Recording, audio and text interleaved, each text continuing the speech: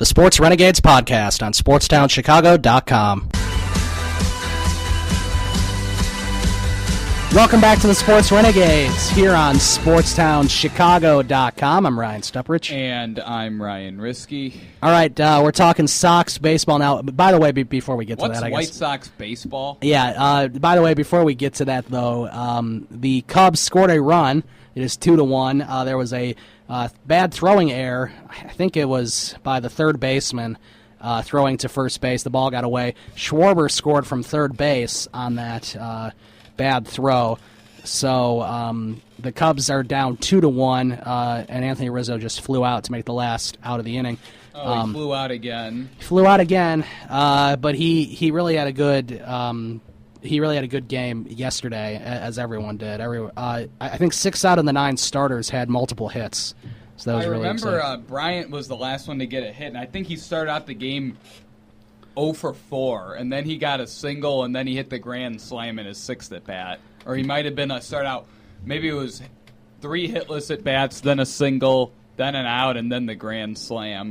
Right, I think you're right about that. So yeah, so now we'll talk about White Sox baseball, which, as you said, what is that? I'm not sure. 35 innings without a run. Yeah, that's very embarrassing.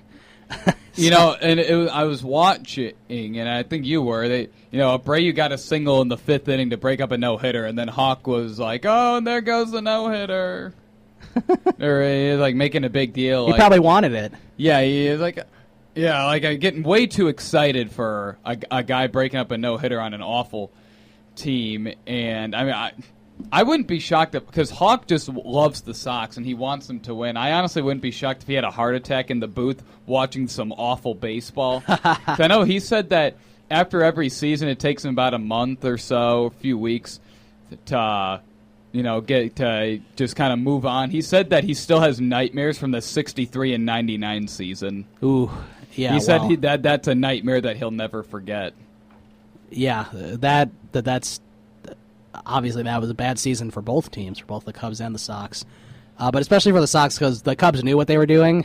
Sox were coming off a season that they almost won the division. Right, and so I think there was higher expectations for the White Sox that year for sure. And as we said, that the White Sox have the worst record in the MLB since the start of the 2013 season. Houston passed them up as they're still leading the AL West strong there by 3 or 4 games.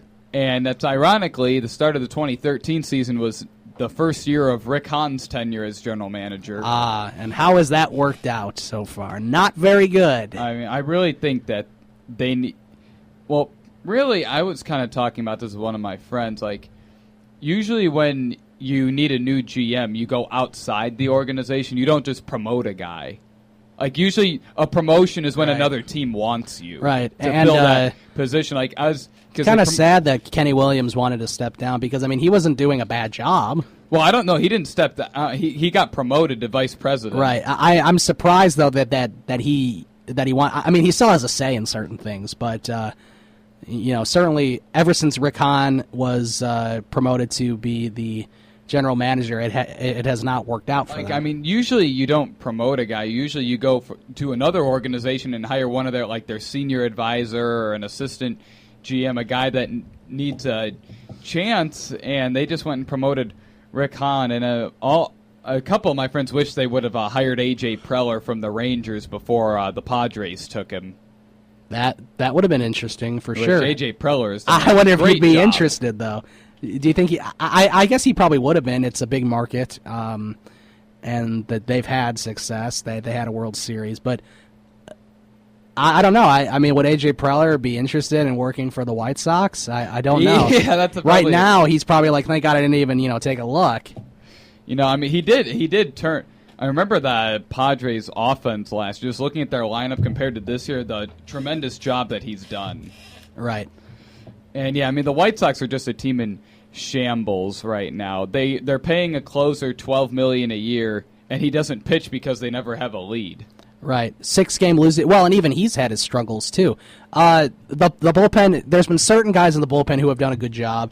The majority of them have blown up. The Duke. Cubs sort of have the same issue, but the Cubs have a good team. That's the difference. At least the Cubs didn't give a guy like Zach Duke a $15 million contract, and then he has an ERA around 4. Yeah, that's not a good thing. I mean, the Cubs have their own issues in the bullpen, but they're sort of working through them, and their offense has been able to carry them through, and they're starting pitching, which has been tremendous for the most part. But, as you look at the Sox, the bullpen, I mean, there's a couple of guys that are good. I think Jake Petrichka is the one who's done good this year. Jake Petrichka good, Dan Jennings bad, right? Dan Jennings has been awful. Yeah, Duke hasn't been that good. And of course, David Robertson's been pretty good. I mean, he's pretty reliable. He's had his blow-ups, but obviously he doesn't get many chances to pitch, especially in the last week as they're on a 6-game losing streak.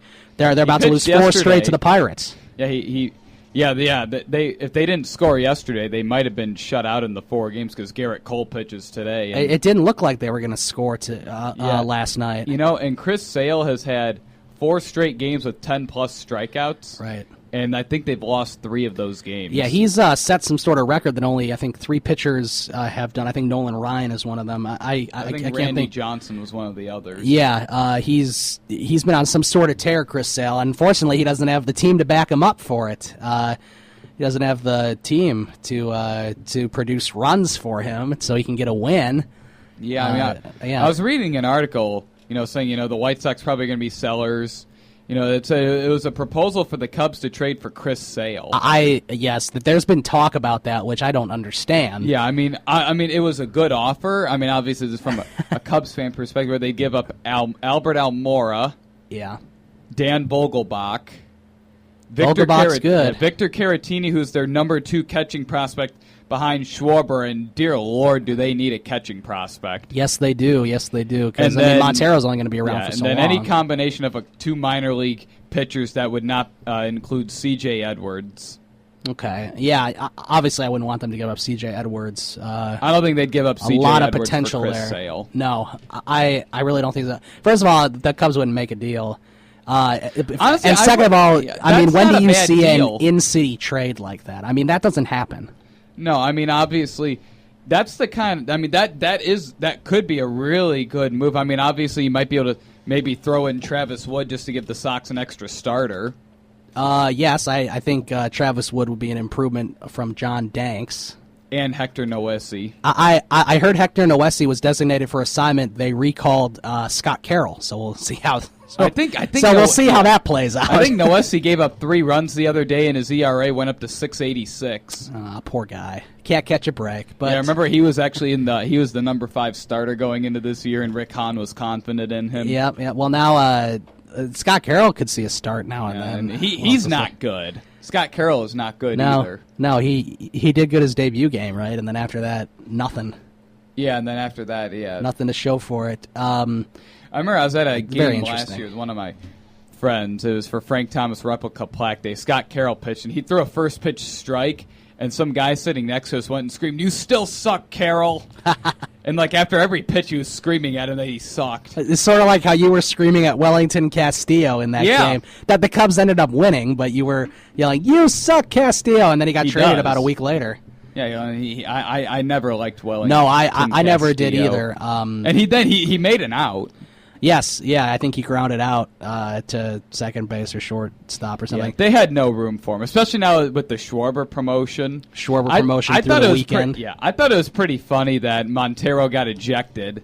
So I thought it was a really good thing that Schwarber got to catch a couple innings at the big league level because of the Montero ejection. I'm also glad that he was able to play at home, in front of the fans, which is nice. I mean, of course, did he strike out on 3 pitches all looking? It was either 3 or 4 pitches. I remember he said it can only go up from here. Yeah, and it was kind of funny. This is kind of a different kind of Cubs debut for a prospect, because usually they all strike out 3 times. Like Baez, Russell, and Bryant all struck out 3 times in their debut. Right. Yeah. Going back to the Sox, I mean they're definitely in a rut. I mean, I don't know if the Indians are going to ever climb out of their hole. They seem to be very up and down. Top prospect Francisco Lindor to play shortstop, because remember the their starting shortstop, or at least when we went, was hitting 186. Right, yeah. Except he played good. He had a really good game against the White Sox. Yeah, it was a young guy I hadn't Jose heard Ramirez. of, but he had more than one hit. I think he had 2 hits. He had 2 hits, 2 walks, and like 3 stolen bases, and scored 2 runs. Yeah, he scored 2 runs. I think the Sox lost that game 3-2. 4-3. 4-3. Okay, I knew it was a 1-run score. Yeah, that was interesting. But I mean, the Indians, they've been up and down, which is sort of how they are every year.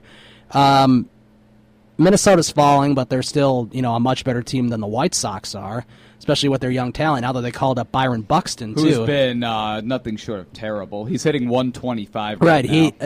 He's been bad. It's only been a couple games. He was called up too early, in my opinion, because he was batting 283 at Double-A.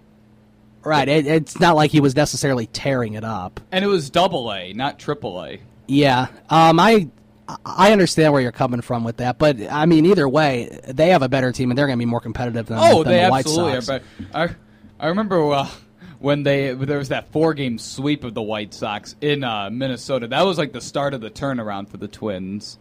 Sort of, yeah. Because you remember they were just as bad as I think they were maybe a game ahead or a game behind the White Sox, and then they swept them, and then all of a sudden they started winning. It's like, hey, why don't we pretend like every team is the White Sox? Right. Yeah, that I don't know. And then Detroit's playing well again, which I guess is good for them.